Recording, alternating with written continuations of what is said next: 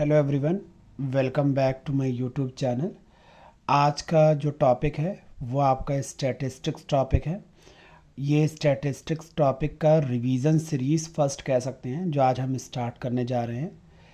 यहाँ बात करते हैं कि स्टैटिस्टिक्स चैप्टर क्या है, हमको इस चैप्टर में क्या पढ़ना है और एग्ज़ाम में इसका क्या वेटेज है। पहले हम इसका ओवरऑल व्यू देखेंगे कि स्टैटिस्टिक्स चैप्टर का हमें क्या प्लान आउट करना है, बच्चे क्या गलती करते हैं स्टैटिस्टिक्स चैप्टर में। तो आज हम इसका ओवरव्यू डिस्कस करेंगे, उसके साथ साथ कुछ इंपॉर्टेंट क्वेश्चन जो आपके बोर्ड एग्ज़ाम में 101% आने की चांस पे रहेगा। ठीक, तो सबसे पहले हम देखते हैं कि स्टैटिस्टिक्स चैप्टर में क्या आपका कितने वेटेज का है। तो स्टैटिस्टिक्स जो आपका है वो 8 मार्क्स का आपका वेटेज है, 8 मार्क्स का आपका वेटेज है।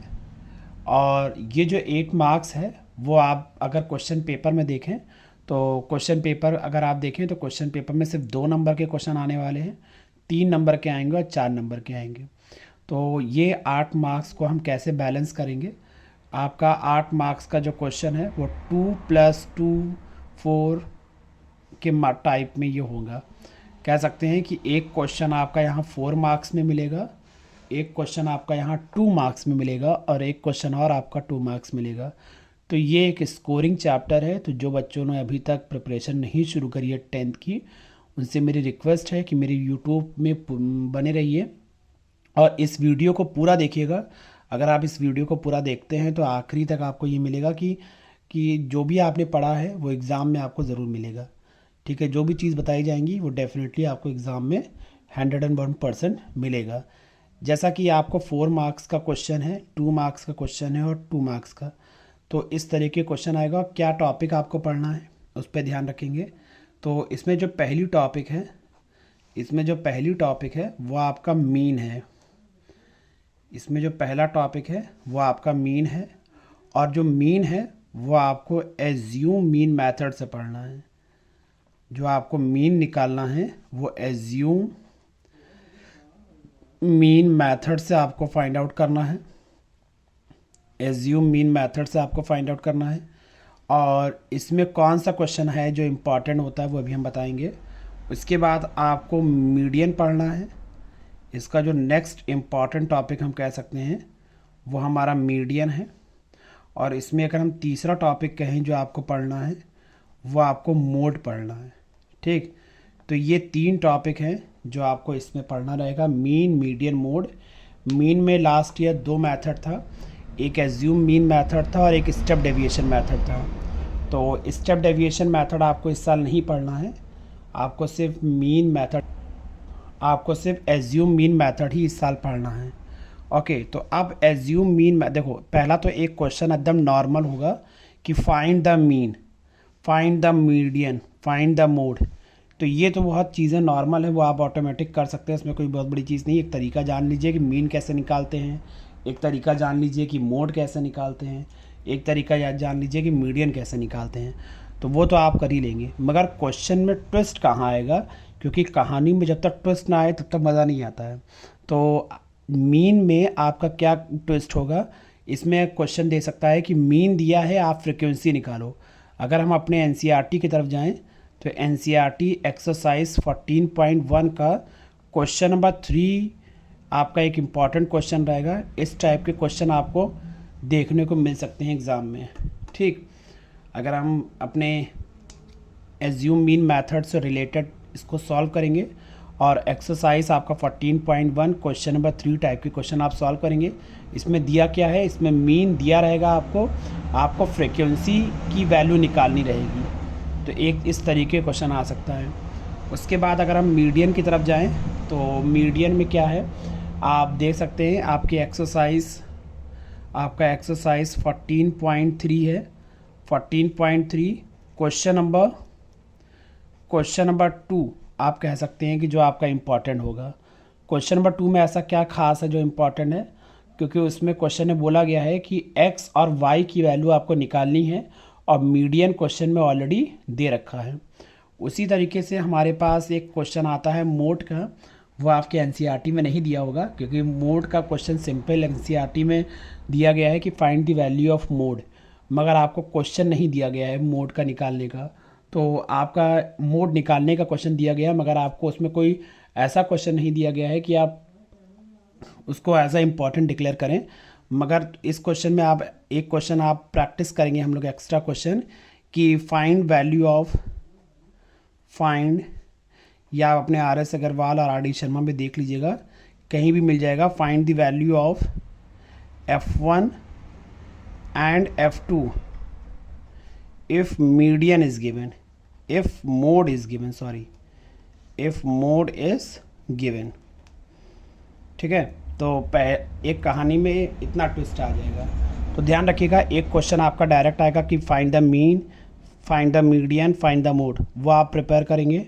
फिर उसके बाद थोड़ा सा क्वेश्चन में चेंजेस कर सकता है, क्वेश्चन में ट्विस्ट आ सकता है कि एक्सरसाइज 14.1 क्वेश्चन नंबर 3 मीन दिया है, फ्रीक्वेंसी निकालो।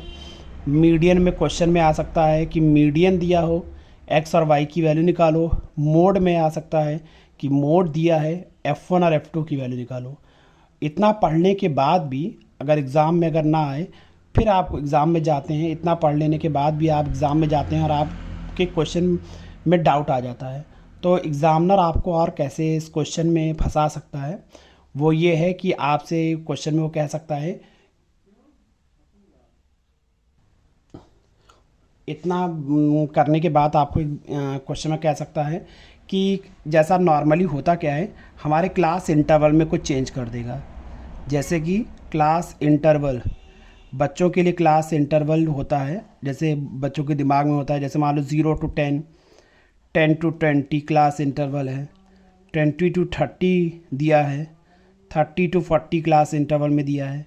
ठीक है, तो उसके साथ जो आपका फ्रिक्वेंसी दिया होगा, उसके साथ जो आपका फ्रिक्वेंसी है, मान लीजिए 2 है, 8 है, 7 है, 5 है, तो अगर इस तरीके से क्लास इंटरवल दिया है तो ये फ्रिक्वेंसी होगा। आप क्वेश्चन में चेंज क्या कर दे, क्वेश्चन में एग्जामिनर क्या कर देगा, कहेगा कि आपका क्लास इंटरवल में लिखा हुआ है लेस देन,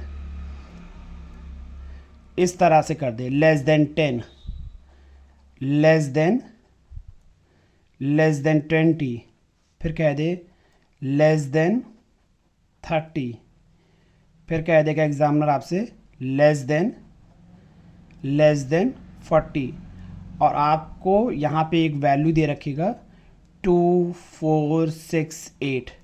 तो अब आपके लिए दिक्कत हो जाएगी कि क्वेश्चन इस तरीके से तो आए तो आप कर लोगे, मगर इस तरीके से आएगा तो फिर आप फंस जाओगे कि अब कहानी में कहाँ ट्विस्ट आ गया। तो ध्यान रखिएगा कि जब भी क्वेश्चन में क्लास इंटरवल में लेस देन या मोर देन अगर दिया जाता है तो उसके साथ कभी भी फ्रिक्वेंसी नहीं दी रहेगी। इस बात को याद रखिए, बच्चे अक्सर एग्ज़ाम में गलत करके आते हैं, तो इस बात को आप ध्यान रखिएगा।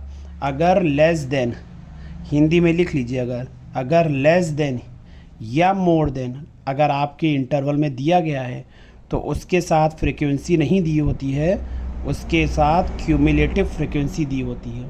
इस बात को याद रखिएगा। अगर क्लास इंटरवल दिया है तब तो कोई बात नहीं, क्लास इंटरवल दिया है तो फ्रिक्वेंसी दिया होगा। अगर लेस देन या मोर देन अगर आपकी क्लास इंटरवल में दिया गया है तो उसके साथ फ्रिक्वेंसी नहीं दी होती है, उसके साथ क्यूमुलेटिव फ्रिक्वेंसी दी होती है।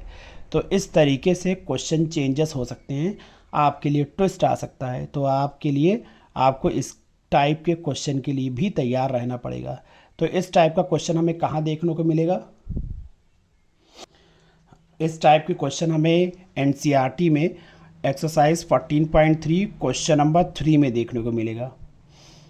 यहाँ पे भी आपको कंफ्यूज करेगा, तो आपको इसके लिए भी तैयार रहना है कि अगर इस तरीके से भी क्वेश्चन पूछा जाए तो हम तैयार रहेंगे कि इसको हम कैसे सॉर्ट आउट करेंगे।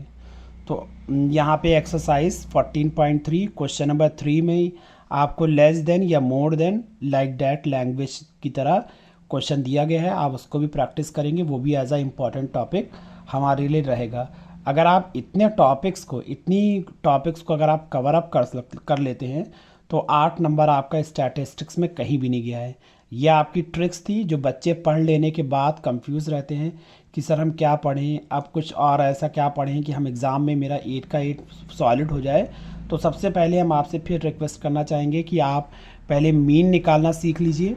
एक तरीका कि मीन कैसे निकालते हैं, मीडियन कैसे निकालते हैं, मोड कैसे निकालते हैं, उसके बाद आप थोड़ा सा अल्टरनेट क्वेश्चन देख लीजिए कि क्वेश्चन नंबर एनसीईआरटी का एक्सरसाइज 14.1 क्वेश्चन नंबर 3 देख लीजिए, जिसमें मीन दिया गया है, आपको फ्रिक्वेंसी निकालने कहा जाएगा। एक्सरसाइज 14.3 क्वेश्चन नंबर 2 देख लीजिए, जिसमें मीडियन दिया गया हो, आपको एक्स और वाई निकालने कहा जाएगा। आपको एक्स्ट्रा क्वेश्चन में आर.एस. अग्रवाल में एक क्वेश्चन है जिसमें F1 और F2 निकालना है, मोड दिया रहेगा। ये एनसीईआरटी में एक क्वेश्चन नहीं दिया गया है, तो इसको भी आप प्रैक्टिस कर लीजिएगा। इस वीडियो में सारी टॉपिक को हम यहाँ रिवीजन में एज अ रिवीजन यहाँ कराएंगे।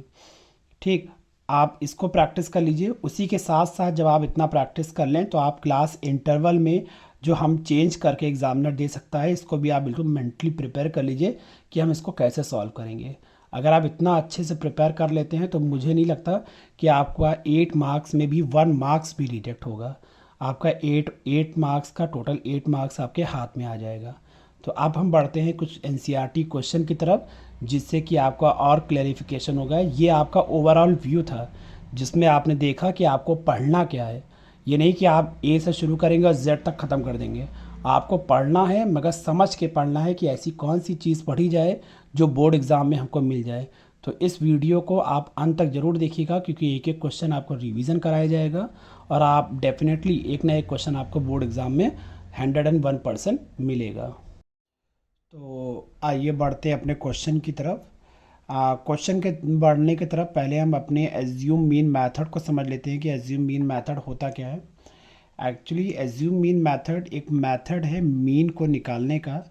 तो हम कह सकते हैं मीन, इस मेथड से mean x bar is equal to जो होता है वो a plus summation of f i d i upon summation of f i होता है। डन। उसके बाद अब हम यहाँ पे एक एक टर्म को समझेंगे कि यहाँ पे किसका क्या मतलब है। यहाँ पे सबसे पहले हम समझेंगे डी आई। तो डी आई क्या होता है? डी आई हमारा होता है एक्स आई माइनस ए होता है। अब यहाँ पे क्वेश्चन अराइज होता है कि ये एक्स आई क्या होता है और ए क्या होता है। तो एक्स आई जो होता है, एक्स आई को हम यहाँ पे क्लास इंटरवल से निकालते हैं। 11 प्लस 13 दोनों को जोड़ दें और 2 से डिवाइड कर सकते हैं। तो कह सकते हैं लोअर लिमिट, फार्मूले के हिसाब से समझें तो lower limit plus upper limit, lower limit और अपर लिमिट को जोड़ना है, फिर उसको 2 से डिवाइड कर देना है। ऐसे ही सब में करेंगे और एक्स आई की वैल्यू आ जाएगी। फिर उसके बाद क्वेश्चन अराइज होता है कि ए क्या होता है। ए हमारा मिडिल वैल्यू होती है, एज्यूम मीन जिसे कहते हैं। ए हमारा क्या होता है? Assume mean. इसको आप हिंदी में भी लिख लें तो ज़्यादा सही है कि ए होता क्या है। ए हम क्या लेते हैं? ए हमारा मिडिल वैल्यू होती है एक्स आई की। ऑलराइट, ए की वैल्यू जो होती है वो mid value of x i होती है। इसको आप बिल्कुल दिमाग में बैठा लीजिए। What is a? A is the middle value of x i, ना कि एफ आई। बच्चे गलती करते हैं, एक्स आई की मिडिल वैल्यू को लेने के बजाय एफ आई की ले लेते हैं। तो इसको अच्छे से दिमाग में बैठा लीजिए, ए एक्स आई का मिडिल वैल्यू होता है। चलिए अब बढ़ते हैं थोड़ा सा। तो अब इसमें अगर हमको मीन निकालना हो तो मीन निकालने के लिए आपको याद रखना पड़ेगा, सबसे पहले एक्स आई निकालेंगे, फिर ए निकालेंगे, फिर दोनों को माइनस करके डी आई निकालेंगे, फिर डी आई को फिर एफ आई डी आई से मल्टीप्लाई करेंगे, फिर इसका समेशन निकालेंगे, फिर उसको सारी वैल्यू ला के हम फार्मूले में पुट कर देंगे और हमारा आंसर आ जाएगा। तो सबसे पहला तरीका क्या होगा? पहले एक्स आई, फिर ए, फिर डी आई, फिर एफ आई डी आई, फिर उठा के पुट कर दो, आंसर आ जाएगा। तो आप मेरे साथ करते रहिए, देखिएगा।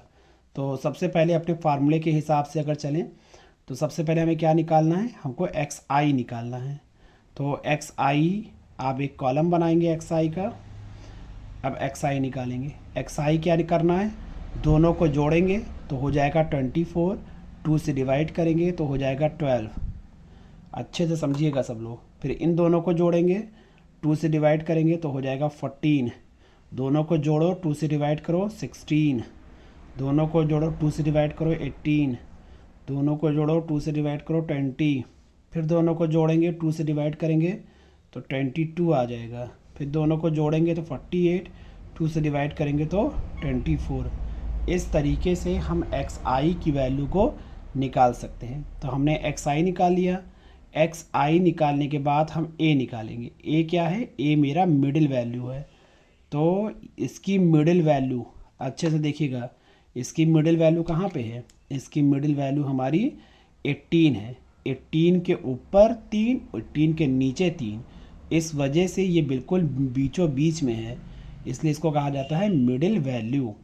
देखिए एक्स आई आ गया, ए आ गया। अब हम किसका कॉलम बनाएंगे? डी आई का। डी आई क्या होता है? एक्स आई माइनस ए। तो मतलब एक्स आई में से हम 18 को माइनस करेंगे। तो सारे एक्स आई में किसको माइनस करोगे? 18 को। चलिए करिए। 12 माइनस 18 तो हो जाएगा -6। 14 में 18 को माइनस करें तो -4। 16 में 18 माइनस करें तो -2। 18 में 18 माइनस करेंगे तो 0। 20 में 18 2। 22 में 18 4। 24 में 18 6। तो इस तरीके से हम डी आई की वैल्यू फाइंड आउट कर सकते हैं। ठीक, हमारे पास डी आई आ गया। अब अपने फार्मूले को ही देखिए भाई। डी आई आ जाने के बाद आप एफ आई डी आई निकालोगे, तो जो अगला कॉलम बनने जा रहा है वो किसका बनेगा? एफ आई डी आई का। क्यों? हम नहीं कह रहे हैं, ऐसा फार्मूला कह रहा है। हमारी मत सुनिए, सिर्फ फार्मूले की सुनिए। तो ये मेरा एफ आई है और ये मेरा डी आई है। एक हाथ यहाँ रखिएगा जिससे कि गड़बड़ी ना हो जाए। बच्चे करते क्या हैं, एक्स आई को मल्टीप्लाई कर देते हैं। नहीं, एक हाथ यहाँ रखिए, इसको यहाँ रखिए, दोनों को मल्टीप्लाई करिए। कितना आ जाएगा? -42 -24 -18, फिर 0, फिर 2f, फिर उसके बाद 20, फिर उसके बाद 24। डन। आप अपने फार्मूले में चलिए। फार्मूला कहता है कि summation of f i d आई निकालना है, मतलब हमें इनको सम अप करना है। Summation of f i d आई हमें निकालना है। डन। तो summation of f i d आई कैसे निकलेगा? देखिए 20 से 20 तो आपका कैंसिल हो गया।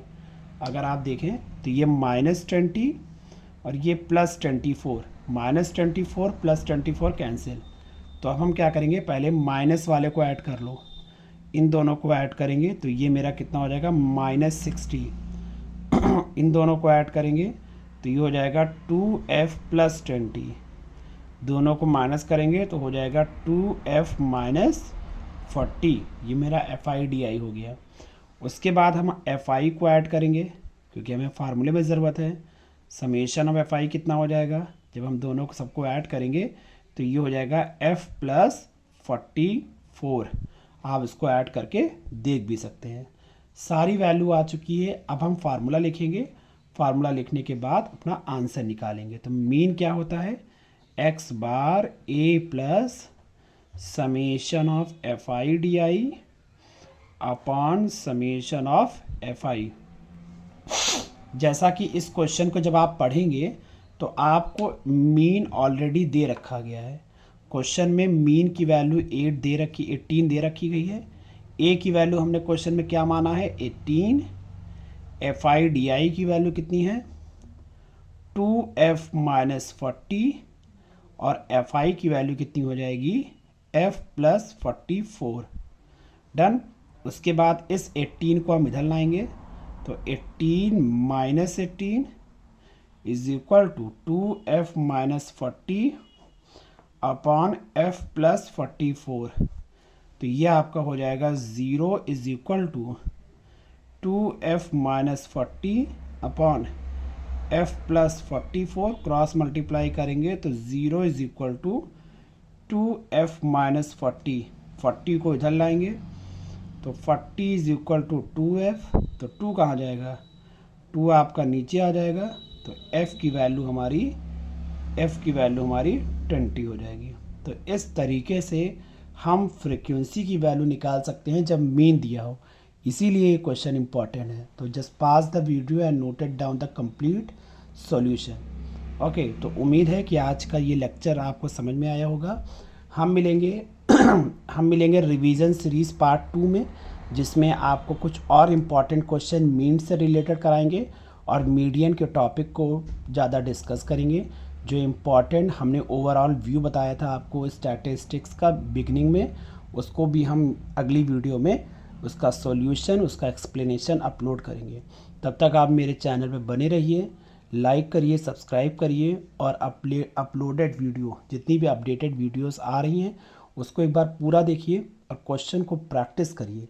जितना क्वेश्चन हम करवा रहे हैं तो एक क्वेश्चन करवा रहे हैं तो ऐसा नहीं कि ये क्वेश्चन से के लिए कराए जा रहे हैं। एक क्वेश्चन आप करिए, बाकी क्वेश्चन आप प्रैक्टिस करिए। अगर आपको कोई क्वेश्चन में डाउट हो रहा हो तो आप इनबॉक्स में कमेंट करिए, उसका भी सॉल्यूशन आपको अगली वीडियो में प्रोवाइड कराया जाएगा। ऑल राइट, तो मिलते हैं अगले वीडियो में। तब तक अपना ख्याल रखिए। Take care, bye bye.